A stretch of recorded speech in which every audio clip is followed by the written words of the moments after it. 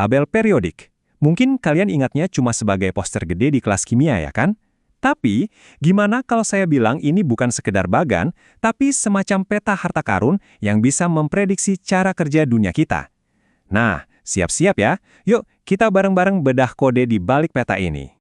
Pernah kepikiran nggak sih, kenapa natrium, logam yang empuk banget sampai bisa dipotong pisau, sifatnya beda jauh sama klorin, yang wujudnya gas beracun?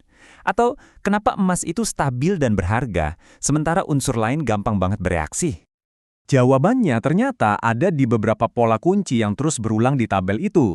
Sifat-sifat kayak ukuran atom, gampang atau susahnya dia ngelepas elektron, dan seberapa kuat dia narik elektron. Itu semua adalah aturan main dasar yang ngatur hampir semua hal di kimia. Kalau kita paham ini, kita bisa bongkar kode tabel periodik. Dan titik awal buat ngerti semuanya, itu dimulai dari hal yang paling fundamental. Seberapa besar sih sebuah atom itu?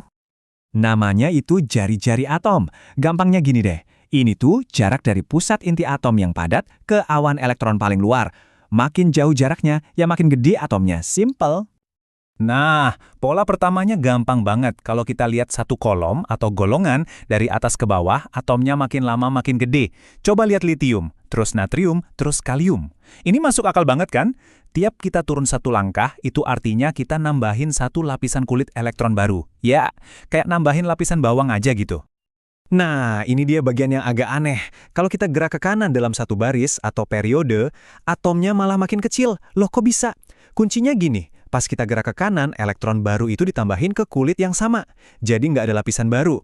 Tapi di saat yang sama, muatan positif di intinya makin kuat. Tarikan yang makin kuat inilah yang narik semua kulit elektron jadi lebih dekat ke pusat. Hasilnya, atomnya malah jadi menyusut. Kalau dua aturan tadi kita gabungin, kita dapat tren yang jelas banget di seluruh tabel. Atom-atom raksasa, kayak francium, itu adanya di pojok kiri bawah. Sementara atom-atom yang paling mungil, kayak fluorin dan helium, ada di pojok kanan atas. Dan ukuran inilah yang jadi kunci buat ngerti semua sifat lainnya. Oke, kita udah paham soal ukuran.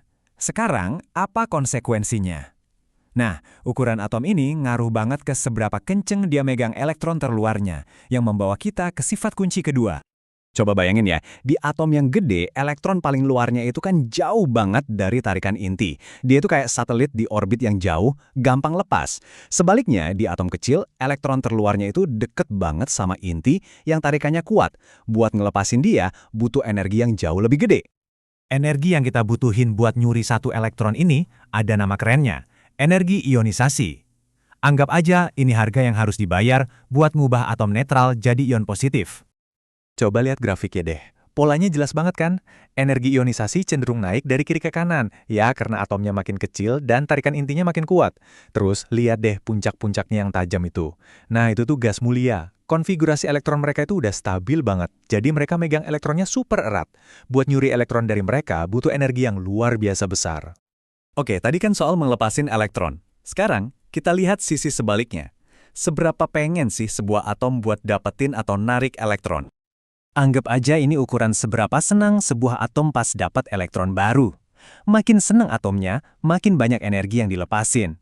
Nah, di kimia, pelepasan energi ini ditandai dengan nilai negatif. Jadi, makin negatif nilainya, artinya makin besar daya tariknya sama elektron. Kita lihat contohnya di tabel ini. Klorin dari golongan halogen. Itu ngelepasin banyak banget energi pas dapat elektron. Dia pengen banget lah intinya.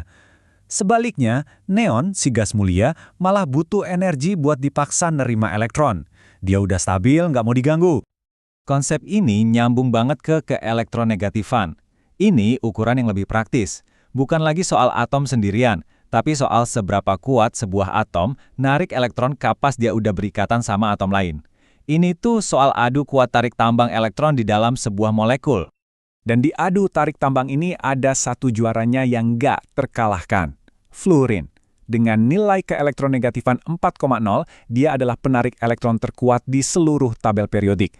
Secara umum polanya sama, makin ke kanan makin kuat, makin ke bawah makin lemah. Jadi, kita udah punya ukuran energi ionisasi sama keelektronegatifan. Sekarang, yuk kita satuin semua kepingan puzzle ini dan lihat kenapa ini semua penting banget. Coba deh lihat dua peta ini. Sebelah kiri itu peta ukuran atom. Yang paling gede ada di kiri bawah. Sebelah kanan, peta keelektronegatifan. Yang paling kuat ada di kanan atas. Ini kan kayak bayangan cermin, benar-benar kebalikannya. Dan ini sama sekali bukan kebetulan. Nah, ini dia benang merahnya. Atom kecil itu artinya elektron terluarnya dekat banget sama inti.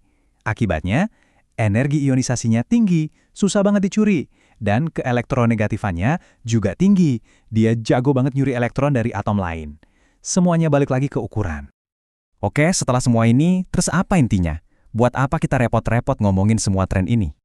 Karena inilah aturan main alam semesta, sifat-sifat ini yang nentuin gimana atom-atom berinteraksi dan ngebentuk ikatan. Apa mereka bakal berbagi elektron bait-bait atau bakal rebutan? Inilah yang ngebentuk segala sesuatu di sekitar kita, dari air yang kita minum sampai DNA di dalam sel kita. Pada akhirnya, tabel periodik itu lebih dari sekedar daftar. Dia adalah sebuah kerangka kerja yang elegan, yang menunjukkan keteraturan tersembunyi di alam semesta kita. Satu sistem tunggal yang kelihatannya simpel tapi maknanya dalam banget, yang menjelaskan kenapa materi bisa jadi seperti sekarang. Sebuah kode yang setelah dibongkar menunjukkan keindahan kimia yang sesungguhnya.